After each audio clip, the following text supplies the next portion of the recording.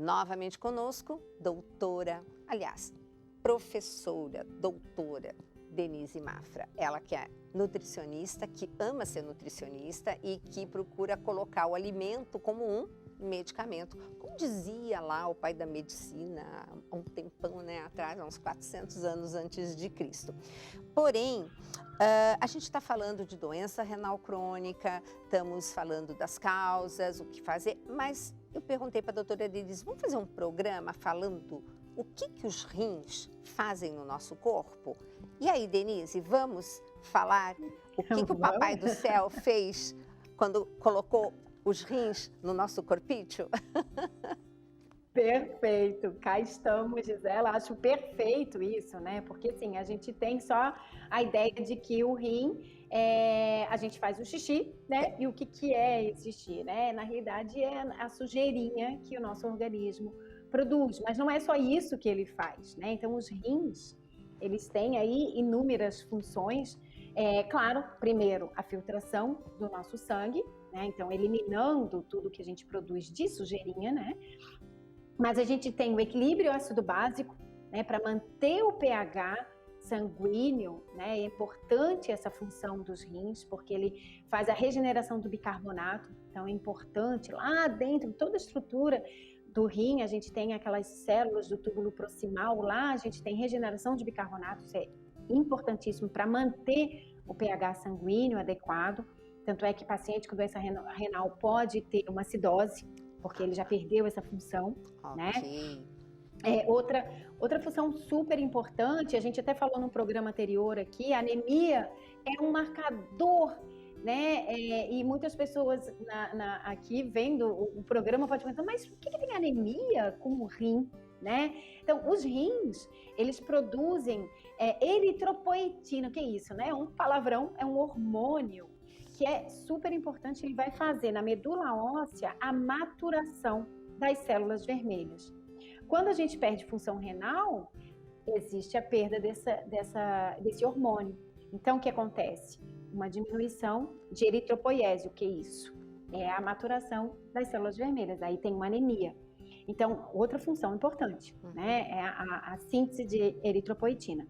Outra super importante que está super na moda é a vitamina D, Exato. Ativação da vitamina D, né? Então, a gente adquire a vitamina D pelos raios solares na pele, da pele a gente tem uma primeira ativação no fígado e a segunda, e super importante, ativação acontece nos rins, porque lá tem uma enzima importante para formar essa vitamina D ativa.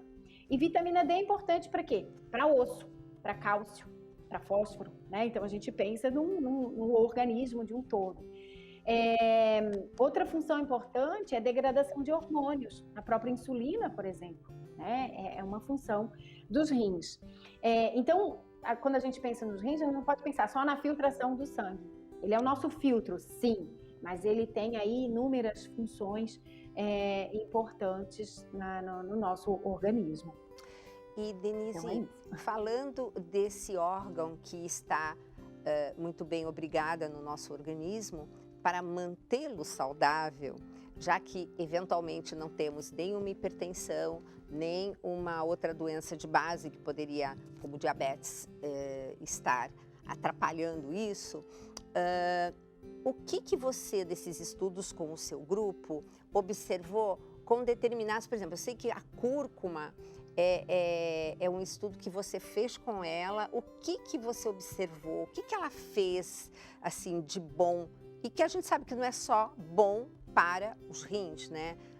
A vantagem é essa, quando a gente está se alimentando, a gente está colocando, assim, uma farmácia, eu digo, né, naquela matriz alimentar, né? Sim. Na realidade, assim, não é bom para os rins, né? A gente, é bom para o organismo geral, né? Então, por quê?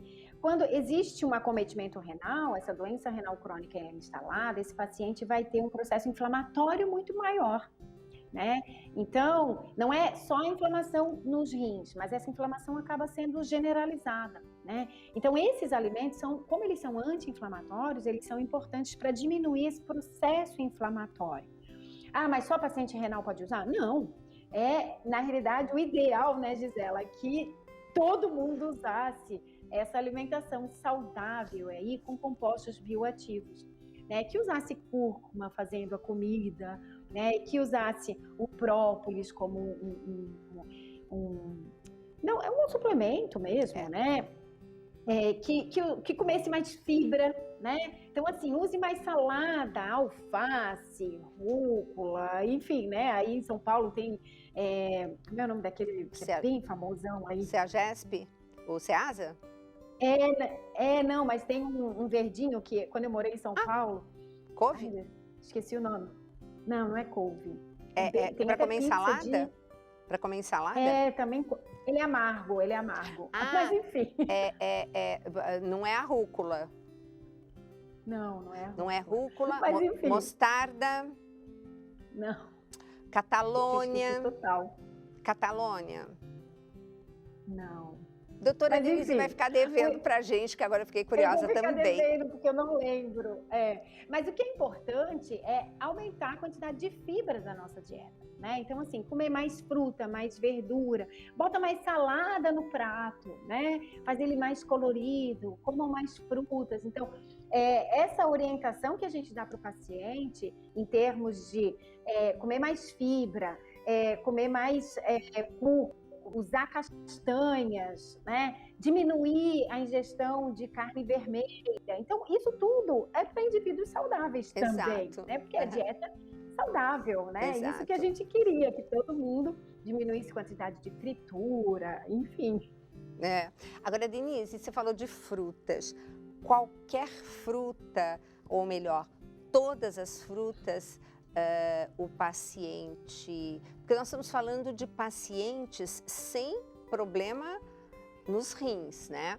Mas a gente sabe que tem uma fruta que é complicada para quem tem. E você sabe que eu sou tão cautelosa que eu falo assim, gente, eu não sei se eu tenho problema.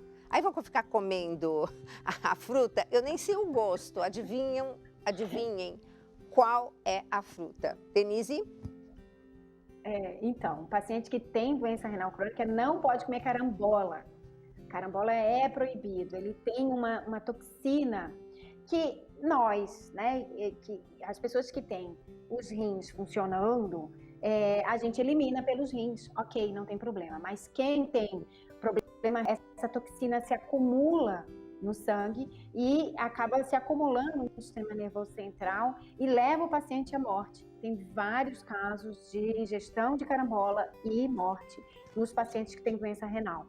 Não é pelo potássio, né? As pessoas acham, é porque tem potássio. Não é. É porque tem essa toxina que não é eliminada pelos rins nesses pacientes que não têm uma função renal 100%. Você sabe que então, uma carambola vez... proibido. Não. Você sabe que uma vez, eu sempre olho muito a natureza, né?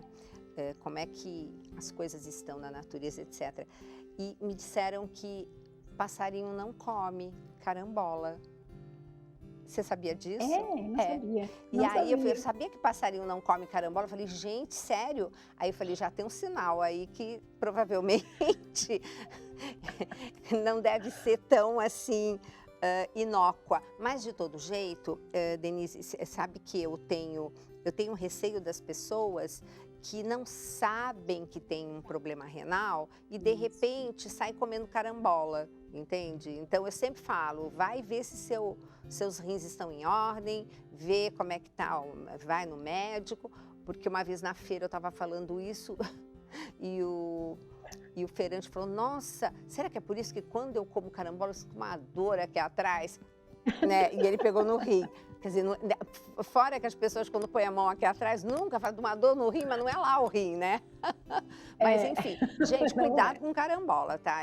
Eu realmente nunca comi, tá? Enfeita no máximo o meu copo ali, que é uma estrela bonitinha, né?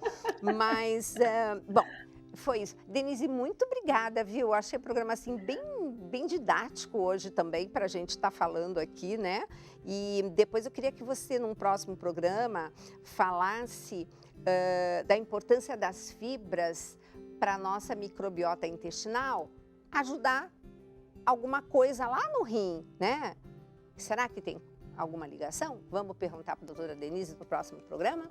Então, um beijo grande lá para o meu queridos irmãos portugueses, esperando o e-mail de vocês aqui no tvcn.saopaulo@cançãonova.com e aguardo vocês no próximo programa.